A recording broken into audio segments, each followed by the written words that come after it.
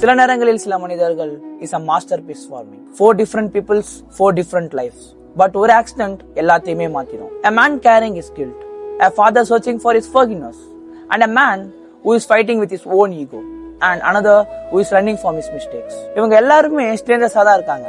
But destiny அன்எக்ஸ்பெக்டடா இவங்க எல்லாருமே ஒண்ணு சேர்க்குது. இந்த படம் நமக்கு நிறைய கசப்பான உண்மைகளை தான் சொல்லுது. லைஃப் நமக்காக வெயிட் பண்ணாது, ப்ராப்பரான எக்ஸ்பிளனேஷன்ஸும் கொடுக்காது.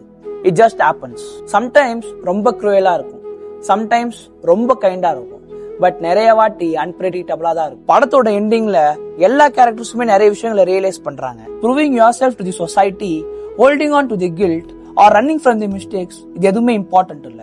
எது இம்பார்ட்டன்ட்னா accepting yourself and forgiving and moving on. Because in life, the real healing begins not when the world understands you, but when you understand yourself.